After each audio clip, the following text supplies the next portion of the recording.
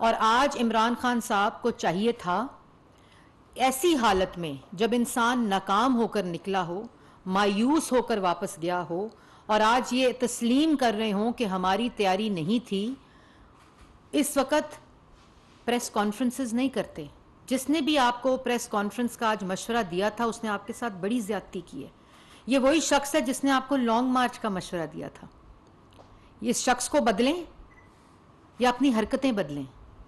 تو ایسی حالت میں پریس کے سامنے نہیں آتے، ایسی حالت میں عوام کے سامنے نہیں آتے عمران خان صاحب، ایسی حالت میں گولی کھا کر گھر سو جاتے ہیں. اور اس بات کا بھی میں بتاتی چلوں کہ کہا کہ مجھے معلوم تھا کہ اسلام آباد میں خون خرابہ ہو جائے گا، اس لیے میں واپس چلا گیا. اسلام آباد تو آپ آ گئے تھے، آپ نے F8 کراس کر لیا تھا. آپ کو ہم مانیٹر کر رہے تھے کہ کس طرح آپ کی گاڑیوں کی تعداد جو تھی وہ 15-20 پر آ گئی اور لوگوں کی تعداد جو تھی وہ 1000-1500 پر آ گئی.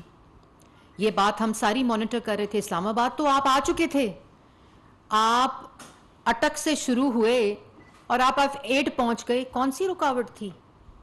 کس رکاوٹ نے آپ کو روکا تھا؟ ذرا ساتھ یہ بھی بتا دیتے. اور کون سا خون خرابہ ہو گیا راستے میں جب آپ F8 تک پہنچے؟ ہاں، ایک پولیس افسر ضرور شہید ہوا. آج جب آپ دوسرے گھر میں گئے جہاں شہادت ہوئی، میں اس کی بھی قدر کرتی ہوں. ہم کارکنان کی قدر کرتے ہیں، ہم کارکنان کی اور فالوورز کی جو آپ کے لیے سڑکوں پر نکلتے ہیں آپ کی آواز بننے کے لیے، ہم ان کو سر کا تاج سمجھتے ہیں. تو جو پولیس انسپیکٹر شہید ہوئے ان کے گھر کیوں نہیں گئے؟ کیونکہ آپ کے عہدیدار کے گھر کی چھت سے اس کو گولی لگی. ان کے 5 بچے ہیں، ان کا چھوٹا بچہ 8 ماہ کا ہے. تو مریم نواز شریف صاحبہ کی نقل کر کے آپ وہاں تو پہنچ گئے، برائے مہربانی ان کے گھر بھی چلے جائیں، ان کے سر پر بھی ہاتھ رکھیں، اللہ تعالیٰ سے بھی اور ان سے بھی معافی مانگیں کہ آپ کی اس منفی سیاست اور آپ کے عہدیدار اور آپ کی وجہ سے اس کو گولی لگی. وہ آپ کی وجہ سے شہید ہوئے، آپ کی وجہ سے ان کو گولی لگ کر وہ شہید ہوئے اور آج 5 بچے یتیم ہوئے. آپ کو ذرا سا بھی احساس نہیں آیا؟ یہ وہ فرق ہے جو آپ کو سمجھنا پڑے گا. دوسری بات، جب سپریم کورٹ کا آرڈر آیا اس کے بعد آپ کے کوئی رکاوٹ موجود نہیں تھی. آپ F8 تک پہنچ گئے، آپ اعلان کرتے رہے، آپ کا قافلہ سری نگر تک رکتا رہا، لوگوں کا انتظار کرتا رہا. جو لوگ نہیں آئے، 5 سے 8 دفعہ آپ کا قافلہ رک گیا، آپ آوازیں مارتے رہے، لوگ نہیں آئے. آپ توہین عدالت کر کے ڈی چوک کی جانے کے اعلان کرتے رہے، لوگ نہیں آئے. آپ بار بار کنٹینر سے سپریم کورٹ کے فیصلے کی توہین کر کے، کنٹیمپٹ کر کے، خلاف ورزی کر کے آپ اعلانات کرتے رہے کہ سپریم کورٹ کا کوئی آرڈر نہیں آیا، پہنچو ڈی چوک. اور خود ڈی چوک پہنچنے سے پہلے بھاگ گئے. کس کو بے وقوف بنا رہے ہیں؟ کبھی تیاری کا بہانہ، کبھی 6 دن واپس آنے کا الٹیمیٹم. اصل کہانی یہ ہے کہ عوام نے آپ کو مسترد کر دیا ہے. عوام نے لشکر کشی کی سیاست اور منفی سیاست اور غنڈہ گردی کی سیاست کو مسترد کر دیا ہے. عوام نے تخریب کی سیاست کو، سازش کی سیاست کو مسترد کر دیا ہے. عوام کو پتا ہے کہ اب صرف ان کی خوشحالی، ان کی ترقی، ان کی معاشی بحالی، ان کا روزگار، مہنگائی کا خاتمہ، موجودہ حکومت اور وہ سیاست ان کو تسلیم ہے جو ان کا مستقبل کو انشور کرے. وہ سیاست جو املاک کو آگ لگائے، درختوں کو جلائے، پولیس والوں پہ ڈنڈے برسائے، پولیس والے شہید ہوں، ریاست کی رٹ کو چیلنج کرے، جو جتھے، مسلح جتھے اسلحہ لے کر انقلاب کا نعرہ لگائیں، عوام اس کو اسی طرح مسترد کرے گی. یہ وہ شعور ہے، یہ وہ لکیر ہے جو کل ڈرا ہو چکی ہے. یہ آپ کو سمجھنا پڑے گا. 4 سال آپ نے ملک پہ رہ کر معیشت کا قتل کیا ہے.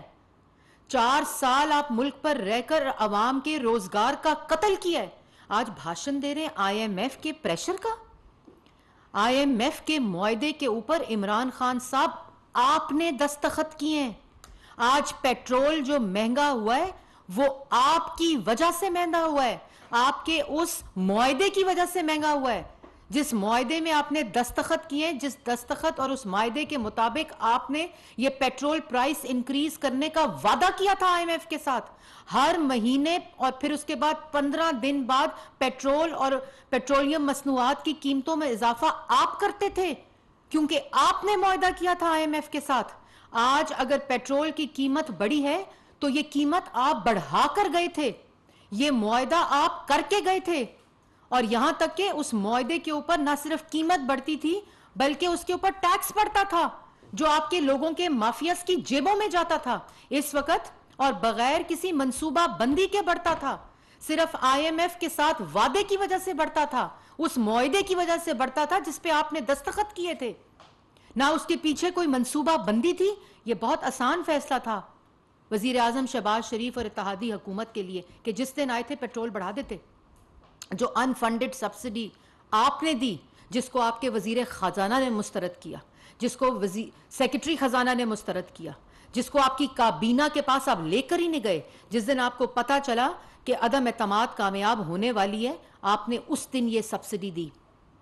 یہ وہ انٹینشن ہے جو ظاہر کرتا ہے، اور 4 سال آپ سبسڈی دی اور اس کے اوپر آپ نے ٹیکس دیا جو آپ کے کارٹلز اور مافیاز کی جیبوں میں گیا۔ ہم نے وہ ٹیکس ختم کیا ہے، اور اس کے بعد جو امپورٹنٹ بات ہے، روپے کی قدر میں قیمت جس کا آپ کو ٹی وی سے پتا چلتا تھا جب آپ وزیر اعظم تھے، آج آپ اس پر بھاشن دے رہے ہیں کہ ڈالر کی قیمت کیا ہو گئی ہے۔ ڈالر کی قیمت 189 روپیز پر آپ نے پہنچائی ہے عمران خان صاحب، جس کی وجہ سے سبسڈیز کی پرائس انکریز ہوتی ہے، جس کی وجہ سے آپ نے آئی ایم ایف کے ساتھ اگریمنٹ کیا ہوا ہے۔ یہ تمام نالائکی، نااہلی اور بوجھ جو عوام آج بھگت رہی ہے، جس کی وجہ سے آج ہمیں مشکل فیصلہ کرنا پڑا ہے، دل پہ پتھر رکھ کر کرنا پڑا ہے، یہ آپ کی وجہ سے ہوا ہے۔ اس سے آپ کبھی بھی، اس جرم سے آپ کبھی الگ نہیں ہو سکتے، آپ کو جواب اور حساب دونوں دینا پڑیں گے۔ اس کے بعد آپ یہ کہہ رہے ہیں کہ تشدد کیا گیا۔ شہباز شریف صاحب وزیر اعظم نے یہ واضح طور پر بتا دیا تھا، کوئی پولیس والا آرمڈ نہیں تھا، کوئی لا انفورسمنٹ ایجنسیز والے جو عوام کی حفاظت اور سیکیورٹی کے لیے وہاں موجود تھے، کوئی آرمڈ نہیں تھے، ان کے پاس ربر بلٹس موجود تھیں۔ صبح جب 7:45 بجے تک جب بریفنگ ہم لوگ آخری لے رہے تھے، ایک ربر بلٹ کا استعمال نہیں ہوا، ایک ربر بلٹ کا استعمال نہیں ہوا۔ 18 رینجرز اور پولیس والے شدید زخمی ابھی تک بھی پڑے ہوئے ہیں، اور آپ کہہ رہے ہیں تشدد ہوا ہے۔ تشدد اگر کسی نے کیا ہے، اگر کسی نے ناانصافی کی ہے، اگر کسی نے بے حسی کی ہے، وہ آپ نے کی ہے۔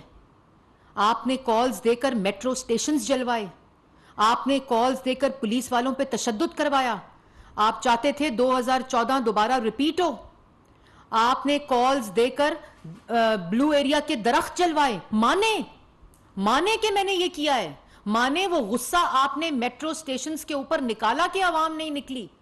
آپ یہ تسلیم کریں کہ آپ ناکام ہو گئے ہیں، اس کا بوجھ کسی اور پر ڈالنے کی ضرورت نہیں ہے۔